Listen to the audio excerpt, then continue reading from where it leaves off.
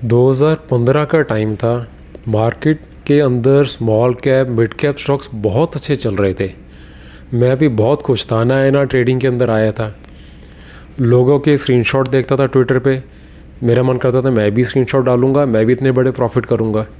मुझे नहीं पता कि उनकी कैपिटल कितनी है, वो कितने टाइम से ट्रेड कर रहे हैं, वो स्क्रीनशॉट भी फेक है या रियल है। बट मुझे था यार सारे कर रहे हैं, मैं भी करूँगा। एंड जब आप नए नए मार्केट में आते हो तो बिगिनर्स लक सबका लगता है, मेरा भी लगा। मैं इतना खुश था, मैंने अपने पापा को कॉल कर दिया। मैं कहा मैं नहीं बिज़नेस में आ रहा, मुझे तो अपने लाइफ में पूरा अब मैंने क्या करना है मुझे मिल गया है। फाइनली मुझे अपनी पैशन वाली चीज़ मिल गई है, अब तो यहाँ से मेरी लाइफ पूरी सेट है। मुझे जब प्रॉफिट्स हुए मैं इतना खुश हुआ, मन करता था सबको शेयर करो। ट्विटर पे तो नहीं डाला बट अपने फ्रेंड्स को, अपने फैमिली मेम्बर्स को स्क्रीनशॉट भेजते रहता, देखो कितनी जल्दी प्रॉफिट कर लिया, एक दिन में इतना प्रॉफिट कर लिया जो जॉब में लोग पूरे पूरे महीना में नहीं कर पाते।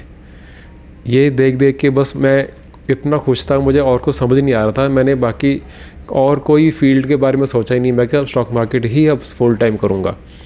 शुरू वाली जो वो खुशी एक्साइटमेंट होती है ना, वो जब लोग ट्रेड शुरू करते हैं शुरू करना, तब भी उनको समझ आता है। जब मेरा प्रॉफिट होता था मैं कहता था देखा मेरी एनालिसिस कितनी अच्छी थी, मैंने पूरे अच्छे से स्टडी करके ट्रेड की थी। जब ट्रेड गलत होता था तो मैं कहता था यार मार्केट ना मैनिपुलेट हो गई है, बड़े प्लेयर्स ना हम रिटेल ट्रेडर्स को ना बाहर करना चाहते हैं, कोई न्यूज़ आ गई होगी इसलिए ट्रेड गलत हो रहे हैं। मैंने सब कुछ हर किसी चीज़ को ब्लेम करा बट खुद को ब्लेम नहीं करा, और मैं ऐसे ट्रेड करता रहा। जब लॉसेस हुए उन लॉसेस को रिकवर करने के चक्कर में और बड़े ट्रेड्स लिए और बड़ी पोजीशन साइज़ की, बिकॉज अब अपनी ईगो हर्ट हो चुकी थी।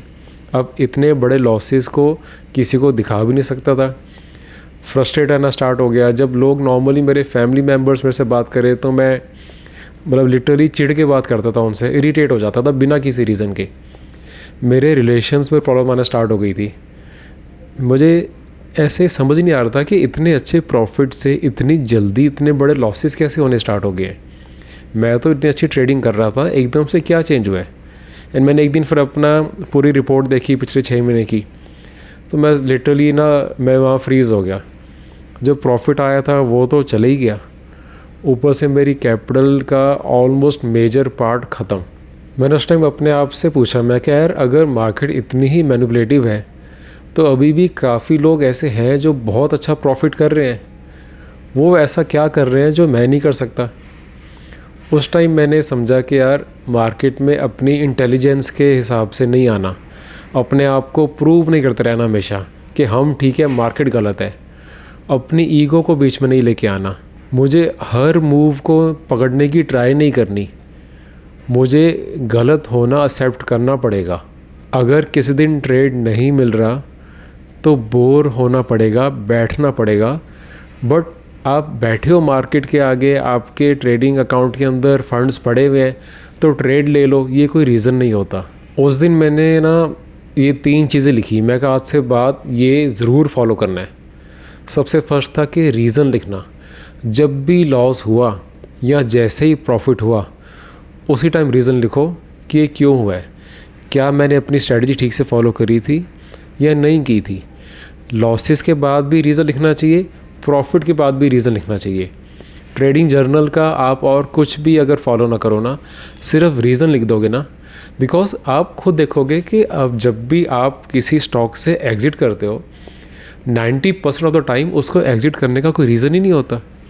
आप बस इसलिए एग्ज़िट करते हो कि आपको अपनी प्रॉफिट की अमाउंट दिख रही थी, आपको लगा ये प्रॉफिट कम ना हो जाए इसलिए जल्दी से बुक कर लेता हूँ। बट बिकॉज आप ये चीज़ लिख नहीं रहे तो आपके सबकॉन्शियस को ये जा नहीं रही बात। आप लग रहा है ठीक है यार प्रॉफिट आ तो गया ना, क्या दिक्कत है। बट वो प्रॉफिट कितना बड़ा हो सकता था अगर आप उसको अच्छे से ट्रेल करते। ये चीज़ जब आप लिखोगे एंड उसको बाद में देखोगे, 1 महीने बाद, 2 महीने बाद, 3 महीने बाद दोबारा वो चीज़ को पढ़ोगे तो आप ट्रेन हो जाओगे, फिर आप वैसी गलती दोबारा नहीं करोगे। सेकंड, मैंने अपनी पोजीशन साइजिंग हाफ कर दी। हम एक अच्छे ट्रेड को एंट्री तो अच्छे से ले लेते हैं बट उसको राइड ही नहीं कर पाते। थोड़ा सा भी वो गिरते हैं हम पैनिक करना स्टार्ट हो जाते हैं, थोड़ा सा वो प्रॉफिट देता है हम ओवर एक्साइटेड हो जाते हैं एंड हमारा मन करता है प्रॉफिट बस जल्दी बुक कर लो, ये प्रॉफिट दोबारा से वापस ना ले ले मार्केट। बट जब मैंने अपनी पोजीशन साइज़ को हाफ़ किया, मुझे एकदम से क्लैरिटी आ गई, मैं इतना डर नहीं रहा था। मुझे तब समझ आया कि एक्चुअल में ये पोजीशन साइज़ से मुझे अभी ट्रेड करने की प्रैक्टिस करनी है। अगर मैं अभी इतनी अमाउंट को नहीं हैंडल कर पा रहा तो मैं बड़ी अमाउंट को कैसे हैंडल कर पाऊँगा। जैसे ही पोजीशन साइज़ कम हुई, ट्रेडिंग साइकोलॉजी के सारे रूल्स जो मुझे पता था वो तब अप्लाई हुए।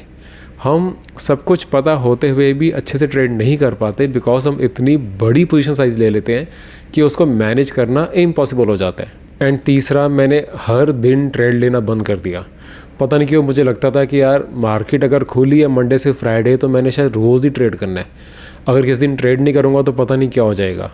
मैंने मार्केट से लड़ना बंद कर दिया। मार्केट ना देखो आपका मिरर है, अगर आप ग्रीडी हो तो मार्केट उसी वजह से आपको पनिश कर देगा। अगर आप इम्पेशेंट हो, बोर नहीं हो सकते, तो मार्केट फिर आपको लॉसेस देके पनिश करेगा। बट अगर आप डिसिप्लिन्ड हो तो मार्केट आपको रिवॉर्ड भी करेगा। जैसे एक ट्रेडर होता है, मार्केट में उसके रिजल्ट्स उसको वैसे ही दिखते हैं। इसीलिए मैं कहता हूँ आपको अपने आप पे काम करना है, मार्केट पे काम नहीं करना। मार्केट तो अपने हिसाब से चल ही रही है। ये सिंपल सा सच है, जितनी जल्दी इसको मान लो कि मार्केट को बीट करने से पहले ना आपको अपने ईगो को बीट करना सीखना पड़ेगा। अगर आपको बहुत इजी वे से, बहुत सिंपल वीडियो से सीखना है कि कैसे ट्रेडिंग के बेसिक से लेके एडवांस ट्रेडिंग तक कैसे करनी होती है, कहाँ से स्टॉक स्कैन करने होते हैं फ्री में वो भी, एंड कहाँ पे कोई स्टॉक एग्जैक्टली बाय करना है, कहाँ तक उसको होल्ड करना है एंड कहाँ पे उसको बेचना है। और अगर आपने positional trading and long term trading भी करनी है तो उसके लिए कहाँ से आपको फंडामेंटल के बेसिक्स देखने हैं, तो उसके लिए आप मेरी ऐप डाउनलोड करके उसके अंदर वीडियो सीरीज़ देख सकते हो। नीचे डिस्क्रिप्शन के अंदर भी मैंने उसका लिंक दिया हुआ है एंड पिन कमेंट के अंदर दिया हुआ है। I will see you in the next video. Thank you.